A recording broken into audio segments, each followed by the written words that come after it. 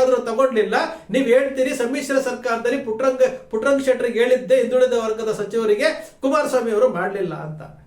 3 ವರ್ಷಗಳ ಕಾಲ ಟೈಮ್ ಇತ್ತಲ್ಲ, ಮಾಡ್ಲಿಲ್ಲ. ಇವತ್ತು ಹೇಳ್ತೀರಿ ನಾವು ಜಾತಿ ಗಣತಿಯನ್ನು ಬಿಡುಗಡೆ ಮಾಡೇ ಮಾಡ್ತೀವಿ ಅಂತೇಳಿ ಘಂಟಾಘೋಷವಾಗಿ ಹೇಳಿದ್ರಿ. ಲೋಕಸಭಾ ಚುನಾವಣೆ ಸಮಯದಲ್ಲಿ ಅಕ್ಸೆಪ್ಟ್ ಮಾಡ್ಕೊಂತೀರಿ. ಜಯಪ್ರಕಾಶ್ ಹೆಗಡೆ ಅವ್ರಿಗೆ ಹೇಳ್ತೀರಿ, ಅಕ್ಸೆಪ್ಟ್ ಮಾಡ್ಕೊಳ್ತೀರಿ, ಎಲ್ಲವನ್ನೂ ಮಾಡಿದ್ರಿ. ಬೈ ಎಲೆಕ್ಷನ್ ಟೈಮಲ್ಲಿ ಹೇಳಿದ್ರಿ.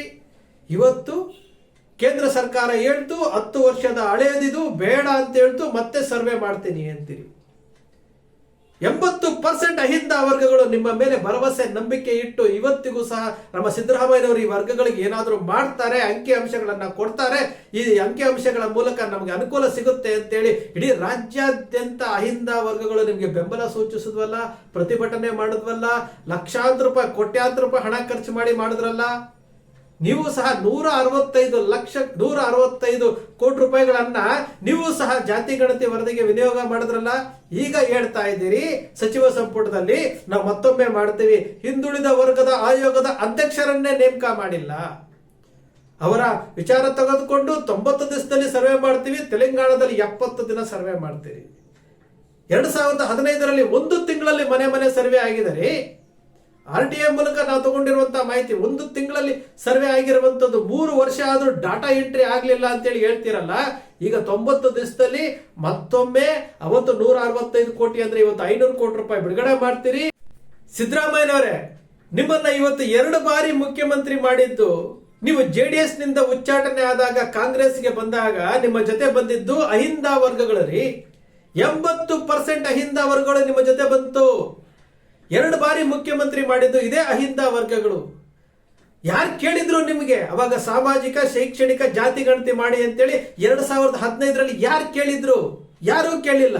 ನೀವಾಗ್ಲೇ ಮಾಡಿದ್ರಿ ಜಾತಿ ಗಣತಿ ಅಂತಂದ್ರಿ. 1 ತಿಂಗಳಲ್ಲಿ ಮನೆ ಸರ್ವೆ ಮಾಡ್ತೀರಿ.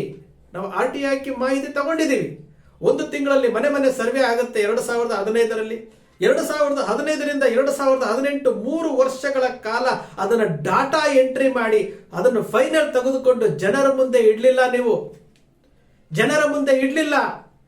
2015ರಲ್ಲಿ ಜಾತಿ ಗಣತಿ ಆಗುತ್ತೆ, 1 ತಿಂಗಳಲ್ಲಿ ಮನೆ ಸಮೀಕ್ಷೆ ಆಗುತ್ತೆ, ಡಾಟಾ ಎಂಟ್ರಿ ಮಾಡಿ ಫೈನಲ್ ಔಟ್ಪುಟ್ ಕೊಡಕ್ಕೆ 3 ವರ್ಷ ಆದ್ರೂ ತಗೊಂಡ್ಲಿಲ್ಲ.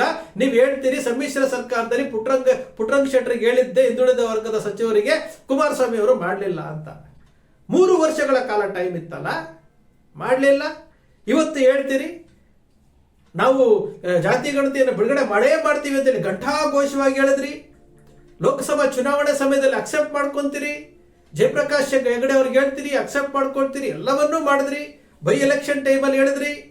ಇವತ್ತು ಕೇಂದ್ರ ಸರ್ಕಾರ ಹೇಳ್ತು 10 ವರ್ಷದ ಹಳೆಯದಿದು ಬೇಡ ಅಂತ ಹೇಳ್ತು ಮತ್ತೆ ಸರ್ವೆ ಮಾಡ್ತೀನಿ ಅಂತೀರಿ.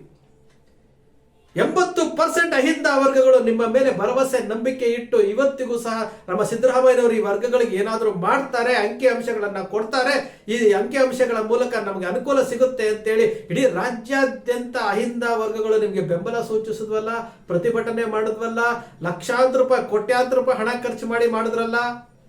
ನೀವು ಸಹ 165 ಕೋಟಿ ರೂಪಾಯಿಗಳನ್ನ ನೀವು ಸಹ ಜಾತಿ ಗಣತಿ ವರದಿಗೆ ವಿನಿಯೋಗ ಮಾಡಿದ್ರಲ್ಲ. ಈಗ ಹೇಳ್ತಾ ಇದ್ದೀರಿ ಸಚಿವ ಸಂಪುಟದಲ್ಲಿ ನಾವು ಮತ್ತೊಮ್ಮೆ ಮಾಡ್ತೀವಿ. ಹಿಂದುಳಿದ ವರ್ಗದ ಆಯೋಗದ ಅಧ್ಯಕ್ಷರನ್ನೇ ನೇಮಕ ಮಾಡಿಲ್ಲ. ಅವರ ವಿಚಾರ ತೆಗೆದುಕೊಂಡು 90 ದಿವಸದಲ್ಲಿ ಸರ್ವೆ ಮಾಡ್ತೀವಿ, ತೆಲಂಗಾಣದಲ್ಲಿ 70 ದಿನ ಸರ್ವೆ ಮಾಡ್ತೀವಿ. 2015ರಲ್ಲಿ 1 ತಿಂಗಳಲ್ಲಿ ಮನೆ ಸರ್ವೆ ಆಗಿದರೆ, RTI ಮೂಲಕ ನಾವು ತಗೊಂಡಿರುವಂತಹ ಮಾಹಿತಿ 1 ತಿಂಗಳಲ್ಲಿ ಸರ್ವೆ ಆಗಿರುವಂತದ್ದು 3 ವರ್ಷ ಆದ್ರೂ ಡಾಟಾ ಎಂಟ್ರಿ ಆಗ್ಲಿಲ್ಲ ಅಂತೇಳಿ ಹೇಳ್ತೀರಲ್ಲ. ಈಗ 90 ದಿವಸದಲ್ಲಿ ಮತ್ತೊಮ್ಮೆ ಅವತ್ತು 165 ಕೋಟಿ ಅಂದ್ರೆ ಇವತ್ತು 500 ಕೋಟಿ ರೂಪಾಯಿ ಬಿಡುಗಡೆ ಮಾಡ್ತೀರಿ. ಜನರ ತೆರಿಗೆ ಹಣ ಬಿಡುಗಡೆ ಮಾಡ್ತೀರಿ. ಮನೆ ಸಮೀಕ್ಷೆ ಆಗುತ್ತೆ, ಅಲ್ಲಿ ಡಾಟಾ ಎಂಟ್ರಿ ಆಗುತ್ತೆ. ಆ ಡಾಟಾ ಎಂಟ್ರಿ ಏನೋ ಯಾವ್ದಾರ ಕಂಪನಿ ಕೊಡ್ತೀರಿ, ಅದು ಡಾಟಾ ಎಂಟ್ರಿ ಆಗಿ ಅದು ಬೈಫರಿಕೇಶನ್ ಆಗಿ ಅದು ಡಾಟಾ ಆಗಿ ಹೊರಗಡೆ ಬರಕ್ಕೆ ಎಷ್ಟು ದಿವಸ ಬೇಕು? ಈಗಾಗಲೇ ಹೈಕಮಾಂಡ್ ಹೇಳಿದೆ, ಸಿದ್ದರಾಮಯ್ಯನವರಿಗೆ ಹೇಳಿದೆ ಅಂತ ಸುದ್ದಿ ಬರ್ತಾ ಇದೆ. ಡಿಸೆಂಬರ್ 1ನೇ ವಾರದಲ್ಲಿ ಸಿದ್ದರಾಮಯ್ಯನವರು ಅಧಿಕಾರ ಹಸ್ತಾಂತರ ಮಾಡಬೇಕು ಅಂತ ಹೇಳ್ಬಿಟ್ಟು ಸುದ್ದಿ ಹರಿದಾಡ್ತಾ ಇದೆ. ಡಿಸೆಂಬರ್ಗೆ ನೀವು ಅಧಿಕಾರ ಹಸ್ತಾಂತರ ಮಾಡಿದ್ಮೇಲೆ ಈ ಸಾಮಾಜಿಕ ಶೈಕ್ಷಣಿಕ ಜಾತಿ ಗಣತಿ ವರದಿ ಮತ್ತೊಮ್ಮೆ ಮಾಡಿದ್ರೆ ಮತ್ತೊಮ್ಮೆ ಕಸದ ಬುಟ್ಟಿಗೆ ಹೋಗುತ್ತೆ.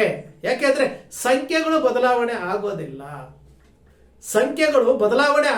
10 ವರ್ಷದಲ್ಲಿ ಏನಿತ್ತು 1% ಎರರ್ ಆಗ್ಬೋದೇ ಹೊರತು ಇನ್ನಷ್ಟು ಜನಸಂಖ್ಯೆ ಹೆಚ್ಚಾಗುತ್ತೆ ಹೊರತು ಈಗ ಚುನಾವಣೆ ಸಮೀಕ್ಷೆ ಮಾಡಿದ್ರು ಸಹ ಆ ಸಂಖ್ಯೆ ಅಷ್ಟೇ ಇರುತ್ತೆ. ನೋಡಿ ಎಷ್ಟೊಂದು ನಮ್ಮ ಸರ್ಕಾರ ಯೋಚನೆ ಮಾಡ್ತಾ ಇದೆ ಅಂತಂದ್ರೆ ಸ್ವಲ್ಪ ಯೋಚನೆ ಮಾಡಿ.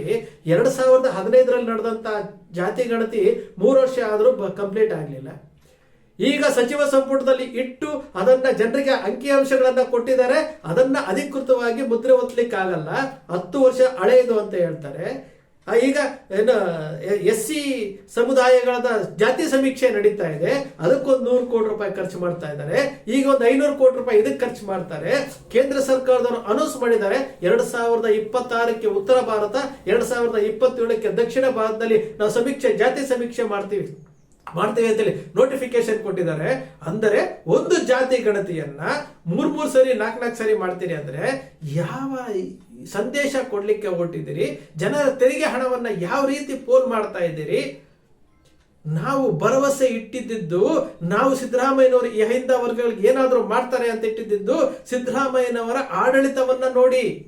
ಆದ್ರೆ ಸಿದ್ದರಾಮಯ್ಯನವರು ಹೋಗಿ ಹೈಕಮಾಂಡ್ ಮುಂದೆ ಯಾರೋ ಹೇಳಿದ್ರು ಅಂತ ಹೇಳ್ಬಿಟ್ಟು ವಿರೋಧ ವ್ಯಕ್ತವಾಯಿತು ಅಂತ ಹೇಳ್ಬಿಟ್ಟು ಹೈಕಮಾಂಡ್ ಮುಂದೆ ಹೋಗಿ ಒಪ್ಕೊಂಡ್ ಬಂದ್ಬಿಟ್ರಲ್ಲ. ಈ ಸಮುದಾಯಗಳಿಗೆ ಇಷ್ಟೇನಾ ನೀವು ಬೆಲೆ ಕೊಟ್ಟಿದ್ದು? ಹಾಗಾದ್ರೆ ಯಾಕೆ ಸಮಾವೇಶಗಳನ್ನ ಮಾಡಿದ್ರಿ? ಯಾತಕ್ಕೆ ಅಷ್ಟೆಲ್ಲ ಕೋಟಿಗಟ್ಟಲೆ ಖರ್ಚು ಮಾಡಿದ್ರಿ? ಯಾತಕ್ಕೋಸ್ಕರವಾಗಿ ಸಚಿವ ಸಂಪುಟದಲ್ಲಿ ಇಟ್ರಿ? ಯಾತಕ್ಕೋಸ್ಕರವಾಗಿ ಆ ಶಿಫಾರಸುಗಳನ್ನ ಜನರ ಮುಂದೆ ಇಟ್ರಿ? 1B 2B AB EB ಅಂತೆಲ್ಲ ಹೇಳಿದ್ರಲ್ಲ, ಯಾತಕ್ಕೋಸ್ಕರ ಮಾಡಿದ್ರಿ? ಇದು ನಮ್ಮ ಅಹಿಂದ ವರ್ಗಗಳ ಶೋಷಿತ ವರ್ಗಗಳು ಇವತ್ತು ಭ್ರಮ ನಿರಸಗೊಂಡಿದೆ. 60 ದಿವಸ 90 ದಿವಸದಲ್ಲಿ ನಾವು ಮಾಡಿಬಿಡ್ತೀವಿ, 90 ದಿವಸದಲ್ಲಿ ಮನೆ ಸಮೀಕ್ಷೆ ಮಾಡಬಹುದು. ಅದಕ್ಕೆ ಪ್ರಕ್ರಿಯೆಗಳು ಎಷ್ಟಿದಾವೆ, ಅದಕ್ಕೆ ಹಣಕಾಸು ಎಷ್ಟಿದೆ? 10 ವರ್ಷಗಳ ಹಿಂದೆ ಆದ್ರೆ ಏನ್ರಿ ಡಾಟಾ ಏನು ಕೆಟ್ಟೋಗುತ್ತಾ, ಅಳಸೋಗುತ್ತಾ, ಏನಾದ್ರು ಇದಾಗುತ್ತಾ? ಅದು ಆ ಡಾಟಾ ಇರುತ್ತಲ್ಲ, ಆ ಡಾಟಾವನ್ನ ಬಿಡುಗಡೆ ಮಾಡ್ಬೇಕಲ್ಲ. ಈಗ ಆಲ್ರೆಡಿ ಬಿಡುಗಡೆ ಮಾಡಿದ್ದೀರಲ್ಲ, ಆ ಬಿಡುಗಡೆ ಮಾಡೋ ಅಧಿಕೃತ ಮುದ್ರೆ ಒತ್ತಬೇಕಲ್ಲ. ನೀವು 10 ಸರಿ ಸಮೀಕ್ಷೆ ಮಾಡಿದ್ರು ಸಹ ಈ ರಾಜ್ಯದಲ್ಲಿ ಅಹಿಂದ ವರ್ಗಗಳು 80% ಇರುವುದು ಸತ್ಯ ಸತ್ಯ ಸತ್ಯ. 12% ಜಾಸ್ತಿ ಆಗುತ್ತೆ. ನೀವು ನಾಳೆ ಸಮೀಕ್ಷೆ ಮಾಡಿದ್ರು 80ರಿಂದ 82%ಗೆ ಹೋಗುತ್ತೆ. ಕೇಂದ್ರ ಸರ್ಕಾರ ಸಮೀಕ್ಷೆ ಮಾಡಿದ್ರು ಸಹ ಅಹಿಂದ ವರ್ಗಗಳು 80ರಿಂದ 82%ಗೆ ಹೋಗುತ್ತೆ. ಅದನ್ನು ಯಾರು ತಪ್ಪಿಸ್ಲಿಕ್ಕೆ ಆಗಲ್ಲ. ಆದರೆ ಸಿದ್ದರಾಮಯ್ಯನವರ ಬದ್ಧತೆ, ಸಿದ್ದರಾಮಯ್ಯನವರ ಮೇಲಿರುವಂತಹ ನಂಬಿಕೆ ಇವತ್ತು ಹುಸಿ ಆಗ್ತಾ ಇರುವುದು ಸತ್ಯ. ಆದ್ರೆ ಅಧಿಕಾರ ಶಾಶ್ವತ ಅಲ್ರಿ, ಅಧಿಕಾರ ಶಾಶ್ವತ. ನೀವೇ ಹೇಳ್ಕೊಂಡಿದ್ರಿ 2028ಕ್ಕೆ ರಾಜಕೀಯ ಚುನಾವಣೆ, ರಾಜಕೀಯದಿಂದ ನಿವೃತ್ತಿ ಹೊಂದ್ತೀರಿ ಅಂತ ಹೇಳಿದ್ಮೇಲೆ ನೀವು ಯಾತಕ್ಕೋಸ್ಕರವಾಗಿ ಹೈಕಮಾಂಡ್ ಮುಂದೆ ತಲೆ ಬಾಗಿದ್ರಿ? ನೀವು ಸಮೀಕ್ಷೆ ಮಾಡ್ಲಿಕ್ಕಿಂತ ಮುಂಚೆ ಯೋಚನೆ ಮಾಡಬೇಕಾಗಿತ್ತು, ಆದ್ರೆ ಮಾಡ್ಲೇ ಇಲ್ಲ ಅಲ್ಲ. ಇದು ಈ ಶೋಷಿತ ವರ್ಗಗಳು ಇವತ್ತು ತಮಗೆ ತಾವೇ ಪ್ರಶ್ನೆ ಮಾಡ್ಕೊಳ್ತಾ ಇರುವಂತದ್ದು. ನೀವು ಸಚಿವ ಸಂಪುಟದ ಪೋಸ್ಟ್ಗಳನ್ನ ಹಾಕಿದಿರಿ, ನಾವು ನೋಡಿದೀವಿ. ಜನ ಸಮಾಧಾನ ಪಡ್ಕೊಳ್ತಾರೆ, ಅಲ್ಲಿಗೆ ಆತ್ಮತೃಪ್ತಿ ಆಗುತ್ತೆ, ಸುಮ್ಮನೆ ಆಗ್ತಾರೆ. ಹಿಂದುಳಿದ ವರ್ಗದ ಆಯೋಗದ ಅಧ್ಯಕ್ಷರನ್ನೇ ನೇಮಕ ಮಾಡಿಲ್ಲ ಅಂತಂದಾಗ, 10 ವರ್ಷಗಳ ಕಾಲ ಹೋರಾಟ ಮಾಡ್ತಾ ಇರೋದಕ್ಕೆ ಒಂದು ಬೆಲೆ ಇಲ್ಲ ಅಂತಂದಾಗ ಮುಂದೆ ಆಗೋದಕ್ಕೆ ಬೆಲೆ ಸಿಗುತ್ತಾ? ಖಂಡಿತ ಸಿಗಲ್ಲ. ಈಗಲೇ ಇದನ್ನ ಕುತ್ತಿಗೆ ಇಚ್ಕುವಂತ ಕೆಲಸ ಮಾಡಿ ಕುತ್ತಿಗೆ ಇಚ್ಕೆ ಬಿಟ್ರು, ಮುಂದೆ ಕುತ್ತಿಗೆ ಇಚ್ಕಲ್ಲ ಅಂತ ಏನ್ರಿ ಗ್ಯಾರಂಟಿ? ಸ್ನೇಹಿತರೆ, ನಿಮ್ಮ ಅಕ್ಷರ ಮೀಡಿಯಾ ಯಾವತ್ತೂ ಸೃಷ್ಟಿ ಮಾಡೋದಿಲ್ಲ, ಕಲ್ಪನೆ ಮಾಡೋದಿಲ್ಲ, ವಾಸ್ತವದ ವಿಚಾರವನ್ನು ವಿಶ್ಲೇಷಣೆ ಮಾಡುತ್ತೆ. ನಿಮ್ಮ ಅಕ್ಷರ ಮೀಡಿಯಾದ ವಿಶ್ಲೇಷಣೆ ನಿಮ್ಗೆ ಇಷ್ಟ ಆಯ್ತು ಅಂದ್ರೆ ಸಬ್ಸ್ಕ್ರೈಬ್ ಆಗಲಿಲ್ಲ ಅಂದ್ರೆ ಸಬ್ಸ್ಕ್ರೈಬ್ ಮಾಡ್ಕೊಳ್ಳಿ. ಪಕ್ಕದಲ್ಲಿ ಕಾಣುವಂತ ಬೆಲ್ ಐಕಾನ್ ಪ್ರೆಸ್ ಮಾಡಿ, ಶೇರ್ ಮಾಡಿ, ಪ್ರೋತ್ಸಾಹ ನೀಡಿ.